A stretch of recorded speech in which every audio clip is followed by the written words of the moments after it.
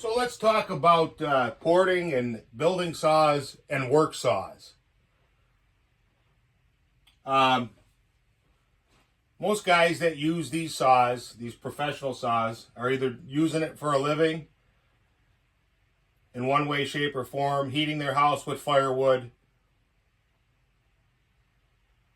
and they're decent saws. You know, I'm not a fan of either the Stihl or the Husqvarna. I don't think one's better than the other, but there are some differences with them. But basically, when you're going to build a saw, the whole premise was to get this, 59.8 cc saw or 60 cc class saw to run with this 70.6 cc saw or 70 cc class saw. So you basically have a smaller package, more nimble, that has the same power as this, okay? And stock for stock, this cuts, depending on, whose video you're watching, but it's probably about 20-some% faster, 22% faster than this one.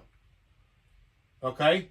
So, if I can get this saw, and I have to say, preface this whole conversation, this saw really, really picks up with just a muffler mod. The way they have the muffler, the way it's convoluted in there, it really gets a lot of gains, okay, compared to most saws. So other saws, if you want to bring this 60 cc to a 70, you're going to do a muffler mod, but you're going to have to do a little more to the engine. You're going to have to tickle it a little bit more, okay? On this saw, I built this rowdy pipe on here, and I was just testing it last winter with your regular 3/8 chain, and I bought two of them so that I could, be intellectually honest and keep one relatively stock and get my baseline. And I have two of them too, so I can do a little bit to this, and it's just easier if you have two units. But I was realizing about 25%. Okay? All right, well, the criteria of work saw, in other words, having this 60 cc equal this 70 cc, has been met. I see no reason to go in here and mod this even further. You got guys out there saying, "Oh, I want to mod it as far as I can and it still be a work saw." Well, it's not. Once you met that threshold, you're there. That's it. Because anything else you do to this, okay, cutting the squish, which I wouldn't do. I just use a thinner base gasket. But say you want to put it on the lathe, on the mandrel, and cut your squish or whatever, and then cut your combustion chamber, which I'm not going to do because, like I said, these are pretty good. Anything you do like that is going to shorten the life of the saw. If you want to get in here and widen the ports, which will give you the ability to, at X RPM, flow more air, okay, and make more power, well, there's a price to pay for that too, because you're going to wear out the rings quicker. It's just the way it is. I mean, every time that piston's coming down, it's bulging into that port, popping out, coming back in, bulging in, and coming back. And it's just doing that, whatever these things are ripping around, in the wood. I think I got mine about 10.5 or whatever in the wood. I build them for about 11,000 RPM, and then, of course, with the chain and the load, they pull down. But they pull. They got the torque. So some of these guys that are I see them building these saws or whatever, and they're, oh, I got 13,200 in the RPM in the wood. That's not a work saw. That's you take that out in the woods and give it to somebody. That thing's not gonna last. I mean, it's great to experiment with your own stuff to see what you can do, but that in no way, shape, or form is going to constitute a work saw anymore. Remember, you want to bring it to the next level. You want to get good fuel economy, and you want the thing to last. Okay? So there's certain mods you do that have been proven. And, you know, these guys were doing this stuff, geez, 100 years ago. But with the chainsaws, probably since the late 60s, early 70s, these guys got in here and started playing around. And you got to understand, too, these new modern saws, they're built, I call them tech saws, technology saws. They're built in such a fashion that, you know, you start pushing them, you got a grenade. And we see it. And I've had people, you know, argue with me, well, how can you prove that? A lot of guys that want to do, you know, we're going to widen the hell out of the port. We're going to take the shape of the port on top and we're going to flatten it out to get more power. We're going to do all this stuff, but it's going to last as long as a stock saw. Well, I'm going to say, no, it's not. You know, unless you're making your own crankshaft and making heavy-duty crankshaft, heavy-duty bearings, everything's all heavy-duty. Unless you're doing that, how could you say that? Well, the whole proof of what I'm saying is, number one, physics. Number two, strength of materials. And number three, you can go into these catalogs with that have these bearings. Now, some of them are proprietary, but you can find out what the service life is. And then if I can increase the compression, and if I widen this, and if I do this, and if I do that, it's going to cause the life of the saw to diminish. Now, some guys might not care.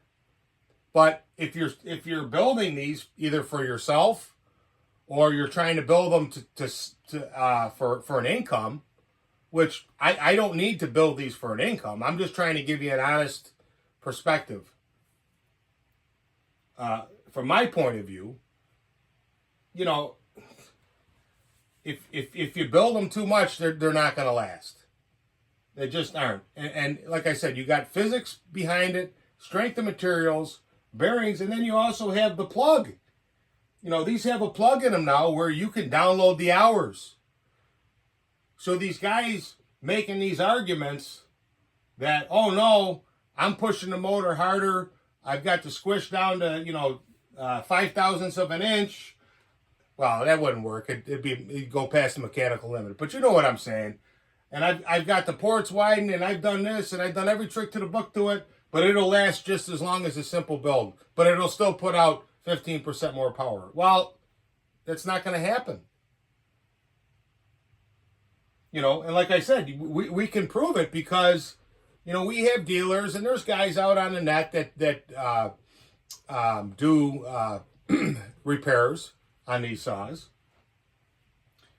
You plug it into the common service tool, or for the steel, they got their own, and it tells you how many hours.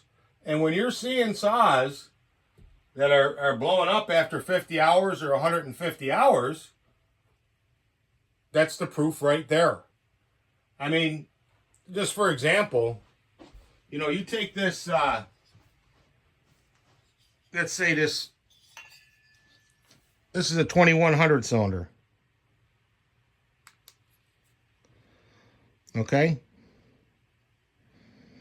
And that's your exhaust port. 99cc saw. You know, that's not very big. And you can make these things haul ass. Same thing with your 044 cylinder. A little bit bigger port. But still, And I see guys on YouTube, they're grinding the hell out of them and widening them, and which is fine, but it's going to come at a price. You're going to pay the price, you know.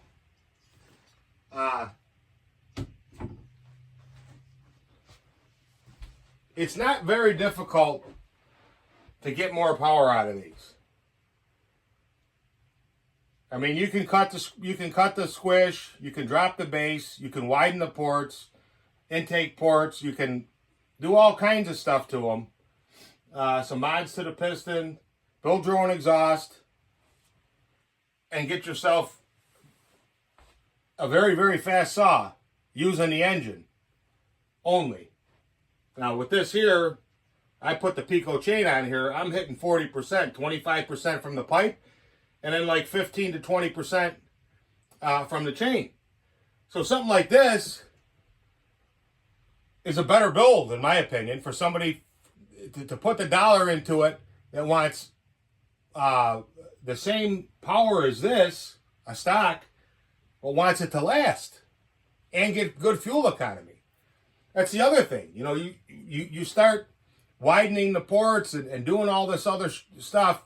Number one, the saw's not going to last as long. Number two, you're going to be using more fuel.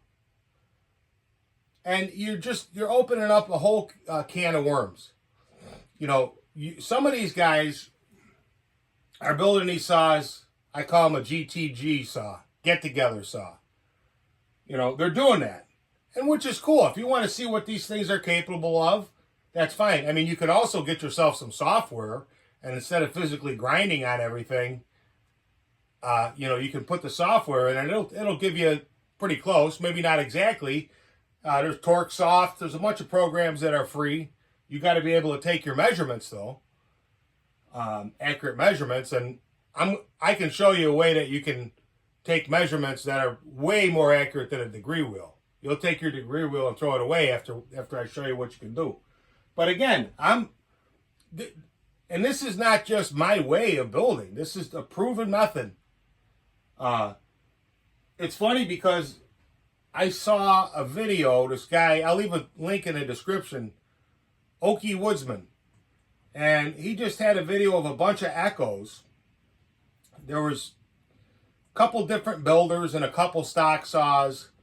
One of the stock saws had like an iron horse style pipe. But I watched the video, and the one guy, his saw didn't even, it was supposedly a built saw, and it didn't even beat the stock saw.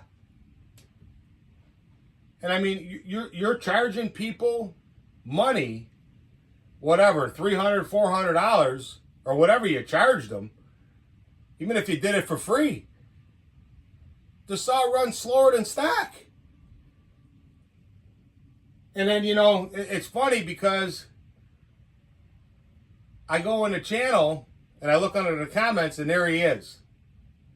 And if you go on a video, I'm not going to say his name, but his comment's there, and he makes some comment about that he used, you know, somebody else's numbers, Donnie Walker's numbers or something, and that the chain is outrunning the motor's outrunning the chain.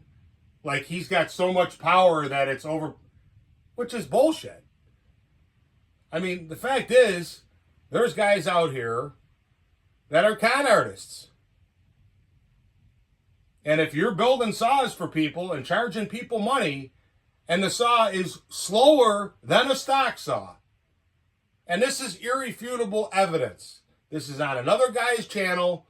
The guy made the cuts. I'm assuming he made them with the same bar and the same chain. And you're building this saw and it runs slower than a stock one. You're a con artist, man. Simple as that.